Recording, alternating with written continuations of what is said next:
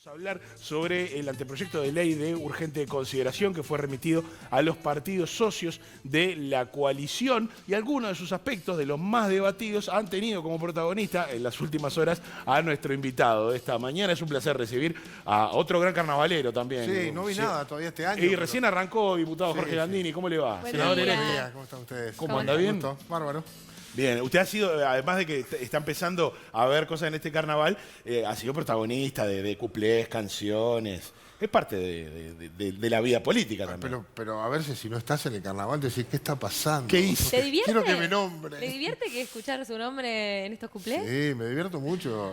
Los palos que nos dan, que además este año vamos a hacer cartón ligador, a mí no me... Creo que el humor es parte del debate político, así que está muy bien. Bueno, y se tomó con humor todas las alusiones a la apariencia delictiva. No, me calenté bastante. Ah, pero me bueno, imaginé. Me calenté bastante. Me imaginé, porque, bueno, allí hubo también, espontáneamente, a partir de declaraciones suyas en otros medios, una lectura sobre la figura de apariencia delictiva que ya está presente en el Código Penal actual. Pero claro. Y que refiere a los hechos y no a las personas.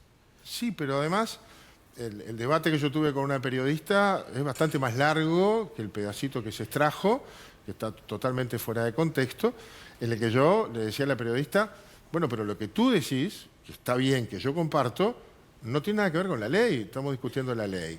La ley no cambia lo que ya dice la ley del 2008, que es la que incorpora los hechos de apariencia delictiva. Recordemos sobre qué concretamente estaban hablando, era con la colega Denis Mota. Porque Denis Mota decía que es afrodescendiente, yo noto que la gente me dice que si ingresa a un supermercado una persona de color o con determinada vestimenta, los guardias de seguridad los miran mucho más que a otros. Y yo le decía, sí, eso es verdad, pero seguramente es un problema cultural que tenemos que discutir o que asumir que tenemos instalado en la sociedad, que hay determinados prototipos sociales por determinadas vestimentas. Entonces ahí yo dije algo que parece que fue terrible. No solo porque sea de color, si entra alguien con una gorrita, varios piercing y unos tatuajes, y capaz que el guardia de seguridad lo mira más. ¿Ese es un delincuente? No, capaz que el delincuente es uno que entra de camisa y corbata, el de cuello blanco, pero hay en la sociedad instalado un poco esa idea que se ha reforzado en los últimos años con la cuestión de inseguridad, pero nada tiene que ver eso con la ley. La ley dice que el policía podrá detener a alguien si observa hechos de apariencia delictiva. ¿Qué quiere decir? Y quiere decir que si ve dos personas que salen con una moto rápido de casco y una persona gritando afuera de comercio, a lo mejor el policía tiene que intervenir. Capaz que esos dos pobres desgraciados pasaban por ahí, pero al policía le dio la sensación que ese hecho tenía apariencia delictiva. ¿Eso está en la ley de urgencia? No. La ley de urgencia lo recoge en un artículo que viene del 2008, que cambia otra cosa. Dice que podrá conducir a las personas que se resistan, aún a los testigos que se resistan, cuando se produjeron hechos de apariencia delictiva. Lo podrá conducir para el procedimiento policial. Y le estamos dando esa herramienta. Pero lo de hechos de apariencia delictiva ya tiene más de 10 años en nuestro sistema. Y nunca hubo una consideración hacia personas o sujetos de apariencia delictiva. Pero Siempre no. hacia accionar. Y están parados en la Constitución también, ¿no? Pero Por claro. un tema de derechos humanos que se mire no la apariencia, sino la acción, el accionar de quien está cometiendo un delito. Pero también es verdad, a ver, si el policía ve que pasan 3 veces dos personas con un ciclomotor con casco 3 veces o 4 veces por el mismo lugar, ¿no debería parar a esas personas y ver qué pasa y pedirle la cédula? Eso sería un ejemplo de un hecho con apariencia delictiva. Sí, ni siquiera tiene apariencia delictiva. Es la previa, Claro. El policía está interviniendo en una acción preventiva. Es lo que la gente nos dice, pero ¿cómo? Están los 3 del Pado en la esquina, pasan acá, pasan, y no hacen nada, están mirando el celular. Lo que nos está pidiendo es que la policía sea más proactiva y nosotros le damos herramientas legales, le permitimos que pidan la cédula o cualquier elemento de identificación. Hay gente que dice, ¿cómo te van a pedir la cédula? Pero a mí me pidieron ayer la cédula para entrar a un edificio y si no entraba, si no presentaba la cédula, no entraba. Te piden la cédula para todo, ¿por qué no te la puede pedir una autoridad policial? A mí me cuida, yo no tengo nada que ocultar si me piden la cédula. Y siendo legislador me la han pedido varias veces, ahora sin esta ley. O sea que la ley lo que hace es mejorar lo que se llama la ley de procedimiento policial para darle más herramientas a quien actúa en la calle y está bastante indefenso, que en algunos casos es el policía, pero en otros casos es el policía, el guardia de seguridad, el funcionario de la Prefectura Nacional Naval y aún los militares que hacen la guardia de frontera por la ley que tienen menos de un año de vigencia. Le damos, por ejemplo, la legítima defensa presunta. Es decir, que suponemos que en su accionar actuó de acuerdo a la Constitución, la ley y las reglamentaciones. Cuando actuó ese policía no tiene que estar explicando que lo hizo bien, pero hay prueba en contrario. Se puede demostrar que actuó en exceso o fuera de la norma. Eso le da al policía un poco más de tranquilidad para su accionar y no el preferir la omisión antes de tener un problema.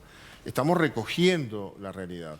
En ese contexto que yo quería introducir en el debate fue que se dio esa discusión. No podíamos entrar a la ley porque quedamos en un debate con alguien que decía cosas que yo comparto. Es verdad, pero eso es un problema cultural que tenemos instalado y que tenemos que combatir. A mí no me puede ofender pensando que yo discrimino por el color de la... o que defiendo una situación de esa, que se discrimine por el color de la piel o por la vestimenta o la apariencia. Ahora, si no es políticamente correcto, lo lamento, pero este es un tema que tenemos instalado en la sociedad. Y si no, que los oyentes me digan si cuando ven una tipología de determinados jóvenes a determinada hora, aunque sean unos muchachos macanudos, no cursan la vereda muchos. Que me desmientan.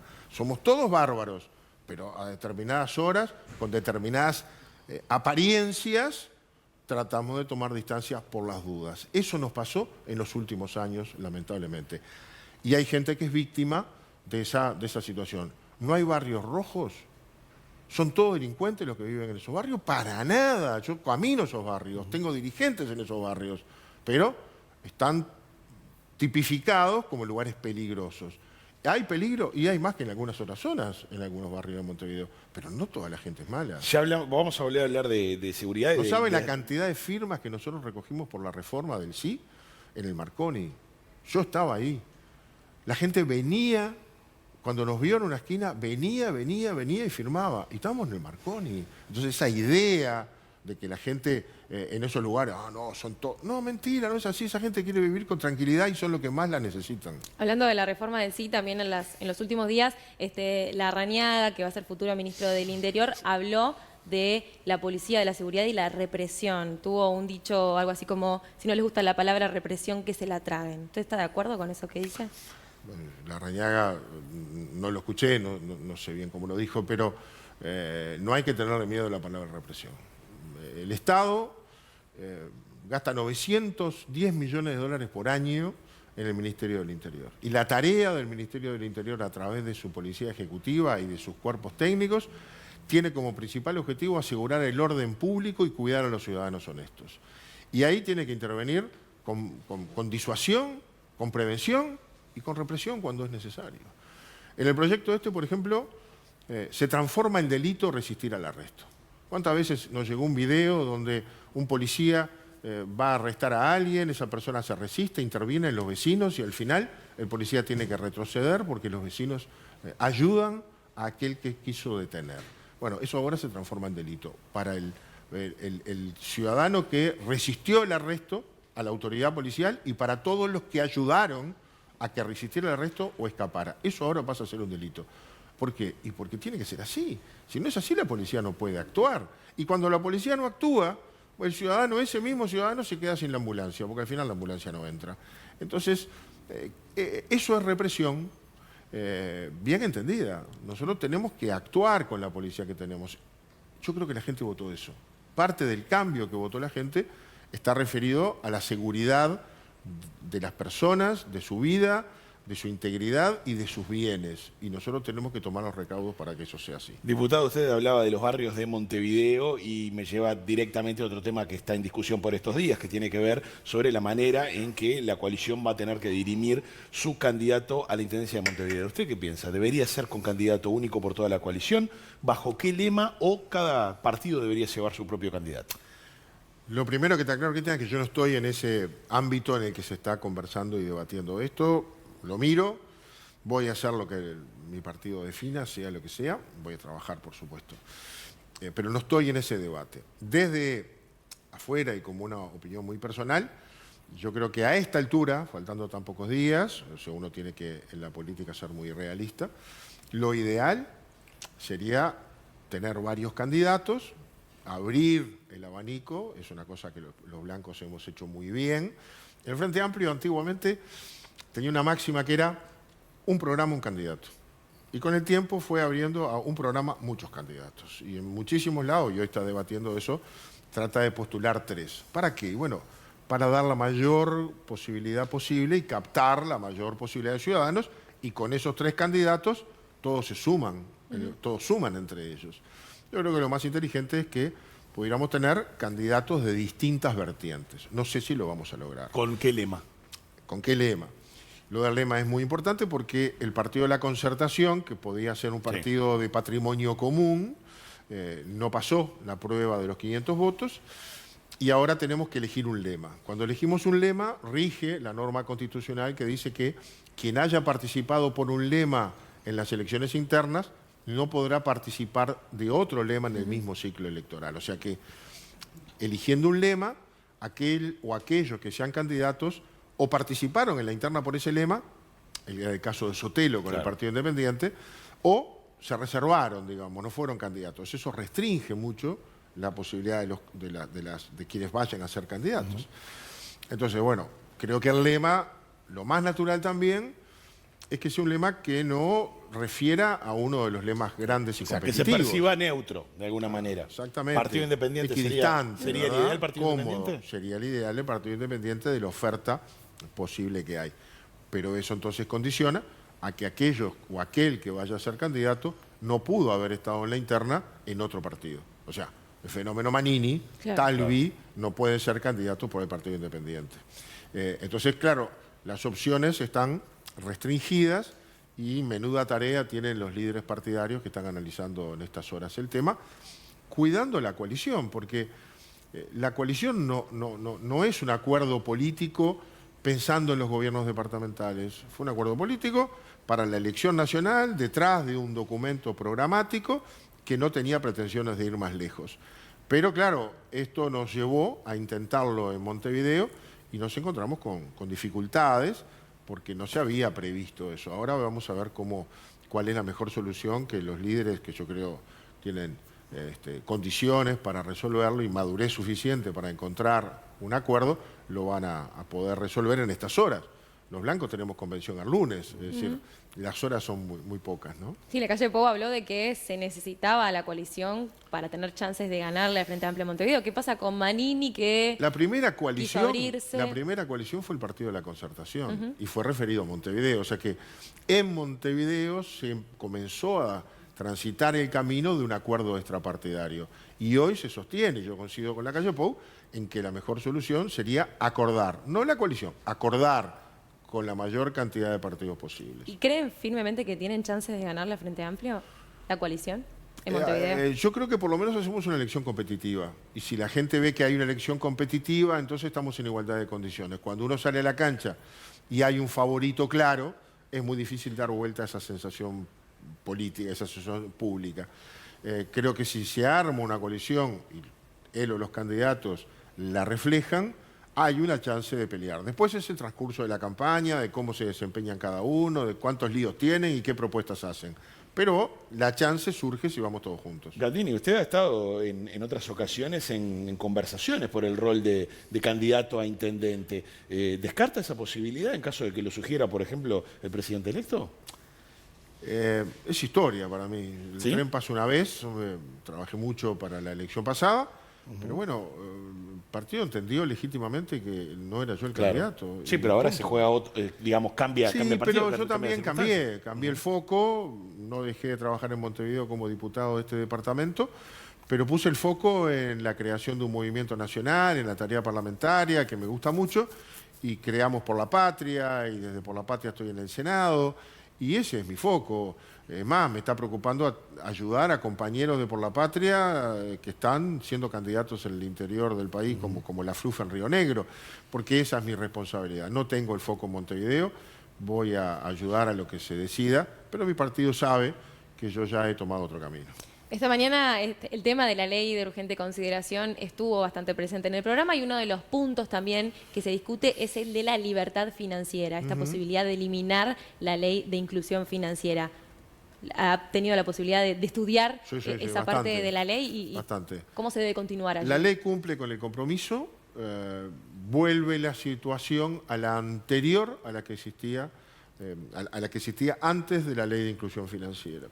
Es decir, que las partes podrán acordar la forma en que recibirán su salario, en cuanto a los cobros de salario. Y eso está bien. Es verdad que hay algunos aspectos que hay que mirar bien para no dejar al empleador, en algunos casos, frente a la decisión del empresario, porque hay que hacer acuerdos. Pero eso es lo que estamos mirando en lo que es un borrador. Hay alguna cosa que creo que es muy positiva, todo ese capítulo. Hay algunas cosas que yo introduciría algún cambio. No me convence a mí, esto es muy personal, el partido está discutiendo internamente, en estos días vamos a tener una reunión de legisladores con el equipo que trabajó. A mí no me convence que el ticket alimentación, es decir, la partida de alimentación, se pueda pagar en efectivo.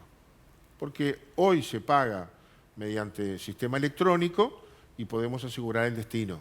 Cobro para alimentación y gasto con la tarjeta para alimentación. Si cobro en efectivo, gasto en lo que quiero, pago el celular. Claro. Hay una renuncia del Estado a recaudar porque el trabajador no paga sus aportes patronales. Por lo tanto, cuando recibe en tarjeta, recibe un 15% más que si lo recibiera en efectivo. Si el Estado hace un sacrificio y da una partida de alimentación. Yo creo que si pagamos en efectivo, que esa es la libertad, no deberían descontarse esos aportes patronales, porque no deberíamos dar un subsidio si no estamos seguros cuál es el destino. Pero son de las cosas lindas que tiene esta ley. La estamos discutiendo, es una ley muy popular, muy participativa. Antes de que sea proyecto, el PIT-CNT, Javier Miranda, los sindicatos, COFE, los sindicatos de maestros, las personas están opinando. Mi celular está lleno de ciudadanos que me mandan sugerencias. Nunca vi una ley hacerse así. Todo esto lo estamos recogiendo. Todo esto tiene un primer debate. La abrimos al debate y el 2 de marzo comenzará el segundo debate, que es el debate parlamentario de una ley como cualquiera. Todo el mundo podrá hacer sus propuestas y críticas. Hablando de devoluciones, también están los especialistas y los técnicos en algunas áreas, y referido a lo que hace inclusión financiera, en el articulado de la ley de urgente consideración se refiere a que se podrían comprar inmuebles con dinero en efectivo. Leonardo Costa, que fue secretario de gobierno de Jorge Valle, que es especialista en lavado de activos, dio la voz de alerta de que esto podría generar precisamente casos de lavado. Lo mismo hizo el secretario de lavado, Daniel Espinosa. ¿Se toman en cuenta esas miradas también? Se toman en cuenta, hay que escucharlas. Lo que hace la norma es eliminar el tope para las transacciones en efectivo. Hoy se pueden hacer transacciones en efectivo hasta 4.000 y pico de dólares. Por encima de eso, solo bancarizado. Es decir, que si voy a comprar un auto viejo que me sale 5.000, 6.000 dólares, no tengo más remedio que hacerlo por banco. Si voy a vender mi auto usado, por nombrar cosas de poco monto, tengo un tope, no tengo más remedio que hacerlo bancarizado. Ese tope desaparece. Claro, cuando desaparece uno dice, pero viene alguien con una valijita de 1,5 millones de dólares para comprar un apartamento, un penthouse en la Rambla de Punta del Este o para comprar un campo, por ejemplo, ¿puede hacerlo? No, bueno, no, a ver, la ley de lavado de activos no se toca. Todos los controles, todos los sujetos obligados a denunciar, todas las normas bancocentralistas, todos los recaudos que toman los bancos que intervienen, todo eso se mantiene igual. ¿Vale la pena levantar el tope y no ponerle ninguno? Bueno, vamos a estudiarlo. Capaz que hay que decir, bueno, no, por arriba de X y poner un monto alto, cosa de no molestar las transacciones habituales del ciudadano, y sí llegar a aquellas que son poco comunes. Bueno, capaz que hay que ponerle un tope. Y esas son de las cosas que estamos mirando. O sea, que hubo cosas del código anterior, como por ejemplo la situación de Marcelo Balcedo, que usted ponía el ejemplo de la valijita con 1 millón de dólares, claro, que ingresó al país por esa vía el dinero, y bueno, y de ahí a cómo siguió la historia. Además, yo también miro al pobre escribano, al sujeto obligado, al contador. Están todos obligados a denunciar. Yo si no pongo tope, quien le pone, te tiene que poner la cara y el reparo, es el profesional que actúa. Entonces, si le tienen que venir con una letra de cambio porque el bien vale 1 millón de dólares, le sacamos al escribano un problema, porque la letra de cambio supone viene de un banco y el depósito en ese banco ya estuvo controlado por el sistema financiero. Si yo le saco el tope, el escribano tiene que sí desarrollar o desempeñar una labor de investigación o de sospecha bastante poco cómoda para quien interviene con un cliente, pero además para la que no tiene demasiados recursos disponibles. Entonces me parece que deberíamos analizarlo ya en la mirada fina, este tema del tope, y volver a la libertad en las transacciones cotidianas y comunes y mirar de modo diferente aquellas excepcionales por su cantidad. Muy bien. Jorge Gandini, diputado y senador electo por el Partido Nacional, muchísimas gracias por su presencia esta mañana aquí en Buen Día Uruguay. Muchas Ha gracias. sido un gusto, espero verlo en algún ¿Cómo escenario no? carnavalero. No, eso seguro, eso seguro.